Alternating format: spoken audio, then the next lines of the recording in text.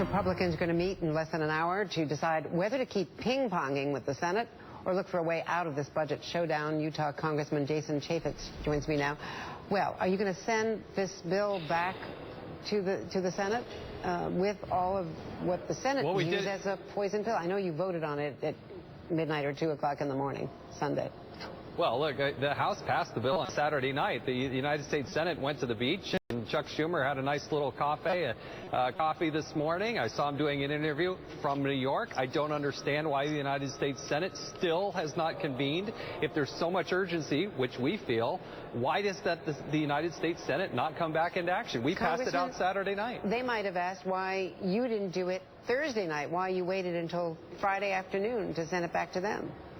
Well, we did it as fast as we can, and I would also ask the president why didn't he submit a budget way back in February when he was required to by law. There are reasons that lead up to us, but there's urgency now. With hours left on the clock, get the United States Senate convened and pass us back something. Congressman, the bill that you were going to pass is dead on arrival. We know that because they're not going to Everybody repeal keeps or saying that, but they defund or should vote on delay. that. Well, they've voted on it several times, so you're just going back and forth. So let's get real for a second. Will you and the House Republicans, given the fact that there are a number of House Republicans who now don't agree with you on this, people in your own caucus, what about having something pass without a Hastert rule? What about majority rule in the House of Representatives and pass something to avoid hurting people who are really going to be hurt, federal workers and others who use federal services, if this shutdown takes place at midnight tonight?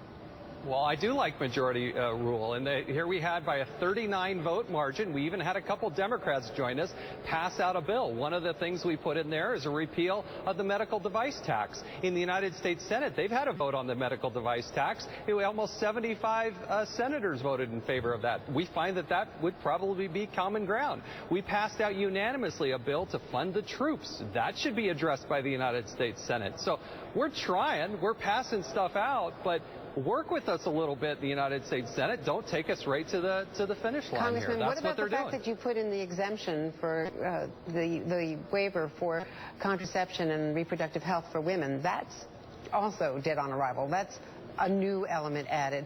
What if you, wanted to deal with repealing the tax, which does have some support in the Senate and has some Democratic support? What about not delaying Obamacare, not defunding it, but working out something on the tax side alone and sending that back? Well, the process is set up in the Constitution. What the United States Senate needs to do is make adjustments that they see fit and send it back to us. But when they're not even convened, they're not even talking, they're doing interviews on Monday morning from New York, you can see why those of us that are still here in Washington, D.C., I think have a case to be made to say, make the adjustments you see necessary. But the medical device tax is a good example where they had nearly 75 members of the United States Senate approve or be in favor of repealing that medical device tax. Is there any way that, given the time, you're coming back, they're coming back at 2, are you definitely going to send that bill to them? Is that where we stand right now, or would you reconsider? No, it's in the Senate's hand. It's in the Senate's hand. Until the Senate sends something to the House of Representatives, there's nothing for us to do other than continue to talk through all the different possibilities. So but the Senate has to send it. But we sent it Saturday night. What are you going to do at the conference? Well, the speaker's leading this. I have a discussion about the array of possibilities, I guess, that are out there. I don't know what's on the agenda.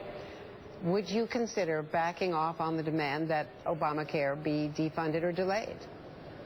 Well, we went from defunding, which I've now voted for some 40-plus times. I think a delay is a reasonable expectation. I believe the Obama administration unilaterally and multiple times over the last several months has cherry-picked which parts they're going to delay. It's not ready for... But this is our opinion. This is my opinion. I don't care what John McCain thinks. Well, Andrea, I don't care what John McCain thinks. The election was held largely on the subject of Obamacare, of the Affordable Care Act. Yes, and absolutely. As John McCain pointed out, he lost.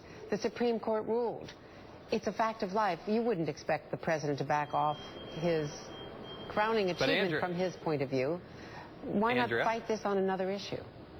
Andrea, Nancy Pelosi and the Democrats controlled the House in 2008 when they passed this monstrosity. She was the one that said we need to pass it in order to find out what's in it. And guess what? The election in 2010 had a sweeping change. Republicans came sweeping in to take control of the House. I, too, won an election. You want me to just disregard all of my voters and all the promises that I made and how I got elected? There are lots of people that were elected, particularly in 2010, on this issue. And to just say, well, you should forget about that because of President Obama's election, we can't do that. There's got to be some respect that we, too, were elected. And the majority of the people that serve in the House of Representatives are Republicans because the Obamacare law that was passed was so reprehensible, they swept the Democrats out and they put Republicans in. And here we are today. Thank you very much, Congressman Chaffetz. Thanks, Andrea. And the wife of Texas Governor